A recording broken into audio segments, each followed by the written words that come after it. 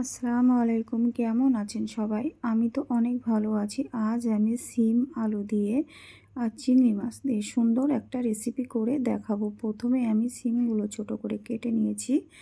তারপরে একটা আলু নিয়েছি, পেঁয়াজ নিয়েছি 2টা, আর টমেটো নিয়েছি একটা। টমেটো আর পেঁয়াজ আমি মিক্সচার মেশিনে পেস্ট করে রেখে দেব। তারপরে আমি প্রথমে কড়াই চাপিয়ে দিয়েছি উনুনে। কড়াইতে আমি সর্ষের তেল দিয়েছি, আর আমি এই রান্নাটা সর্ষের তেল দিয়েই করব।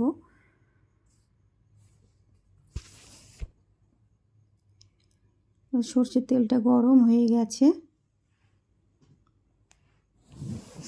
এটাতে আমি আলুগুলো দিয়ে দেব। আলুটা একটু হালকা করে ভাজি করে নেব।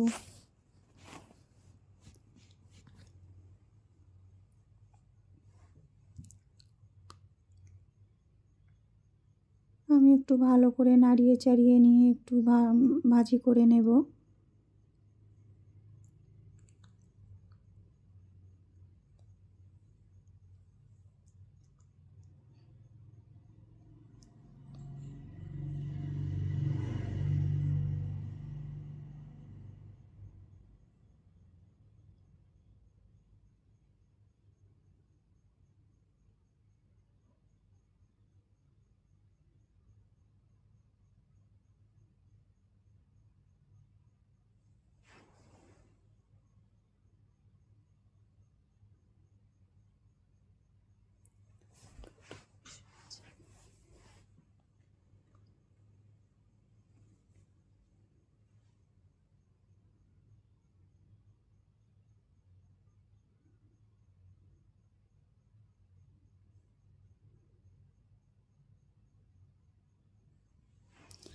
হালকা করে ভাজি করা হয়ে গেছে, আমি এবারে তুলে নিয়েছি।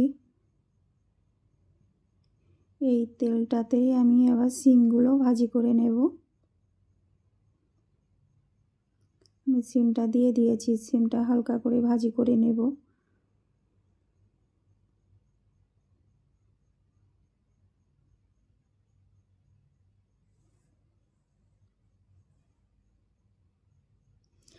তারপরে এটাতে আমি অল্প করে হলুদ গুঁড়া দিয়েছি, যাতে একটু কালারটা ভালো আসে।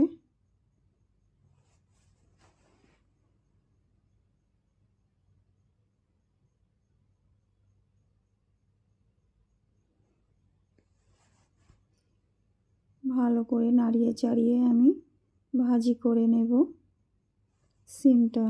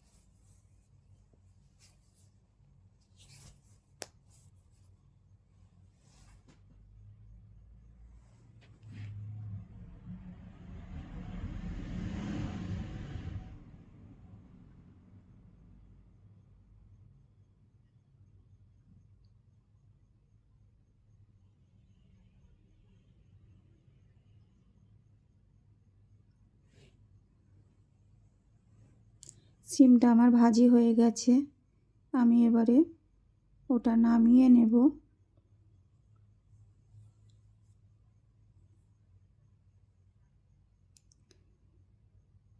তারপরে কড়াইতে আবার একটু সর্ষের তেল দেব। সর্ষের তেল দিয়েছি।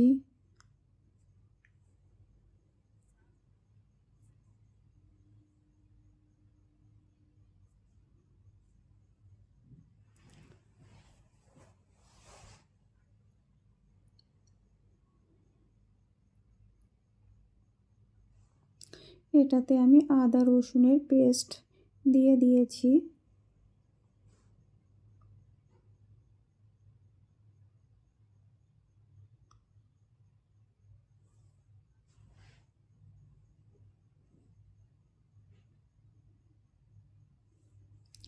তারপরে ওদিকে আমি টমেটো আর পেঁয়াজ পেস্ট করে রেখেছিলাম, ওটা আমি দিয়ে দিয়েছি।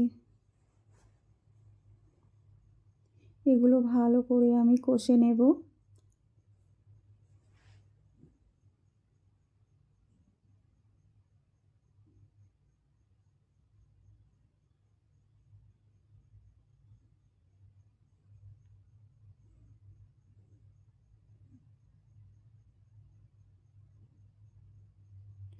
তারপরে আমি চিংড়ি মাছ দিয়ে দিয়েছি। ভালো করে আমি এগুলো কষিয়ে নেব।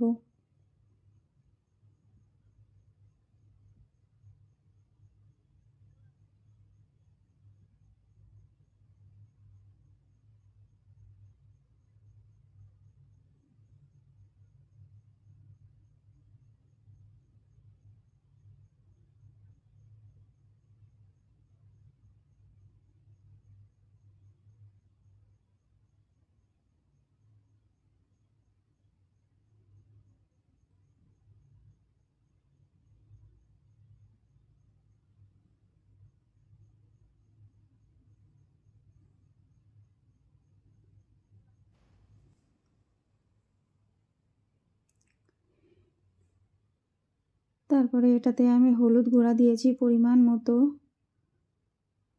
লঙ্কা গুঁড়া দিয়েছি পরিমাণ মতো, আর জিরা গুঁড়া দিয়েছি পরিমাণ মতো।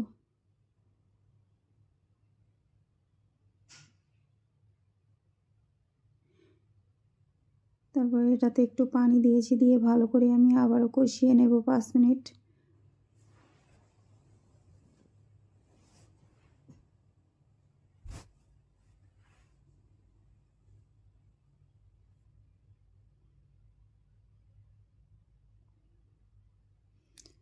এটা কষিয়ে নিয়েছি।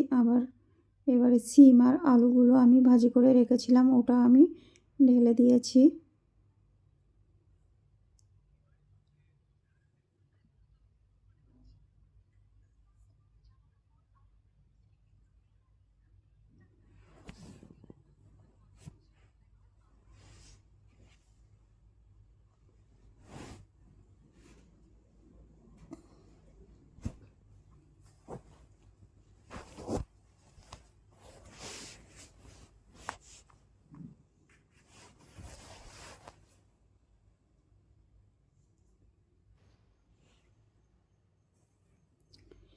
ভালো করে কষিয়ে নেব।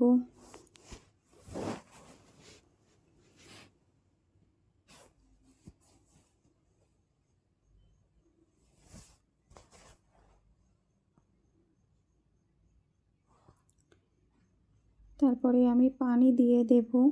আমি পানিটা দিয়ে দিয়েছি। তারপরে এখানে আমি লবণ দিতে ভুলে গিয়েছিলাম।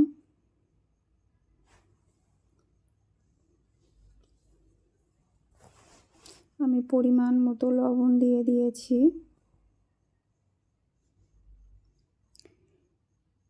তারপরে এটা আমি ঢাকা দিয়ে দেব। আমি ঢাকা দিয়ে দিয়েছিলাম আর 5 মিনিট বাদে তুলে নিয়েছি। আমার রেসিপিটা হয়ে গেছে। এই রেসিপিটা ভালো লাগলে লাইক কমেন্ট শেয়ার করবেন, বন্ধু হয়ে পাশে থাকবেন। সবাই ভালো থাকবেন, সুস্থ থাকবেন। আমি এটাতে ঝোল রাখবো না একদমই।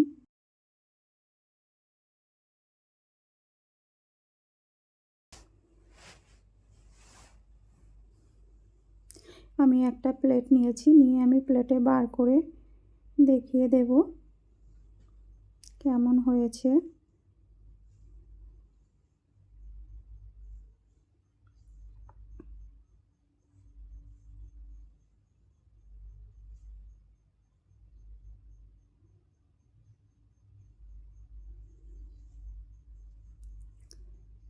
এই যে হয়ে গেছে, দেখুন কত সুন্দর হয়েছে। সবাইকে আল্লাহ হাফেজ।